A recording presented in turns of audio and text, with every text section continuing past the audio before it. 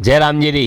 गौ माता ने राष्ट्र माता रो दर्जो दिलावार लिए जगत गुरु शंकराचार्य जी महाराज अवमुक्तेश्वरानंद महाराज रो सनातन धर्म में धर्म रक्षक, धर्म ध्वज रक्षक और जगत गुरुआरा सुभाषिष हूँ। देश भर में ने गौ माता ने राष्ट्र माता अभियान रे तहत गो ध्वज री स्थापना की जा रही है। अणी रे तहत नाथे द्वारा में करदर गौशाला में ने ध्वज गो ध्वज री स्थापना भी और अणी तरह जो है देवगढ़ में ने गुरु सौभाग्य मदन गौशाला में ने गो ध्वज री स्थापना भी। आमेड में जय सिंह श्याम गौशाला में ने गो ध्वज री स्थापना भी। अणी में ने आड़ावाला आश्रम रा महंत हरिदास जी गौ माता रे हित में प्रवचन दीदो और अणी मौका पे गो सांसद श्री दरबार सिंह जी राव, गो जिला प्रभारी मथुरा लाल जी सुतार, राजस्थान गौ सेवा समिति रा जिलाध्यक्ष जेठू सिंह जी राजपुरोहित, उप चेयरमैन मुकेश हरियाल, रमन कंसारा, कन्हैयालाल, मनोहर लाल जी और आमेड नगर रा काफ़ी गो भक्त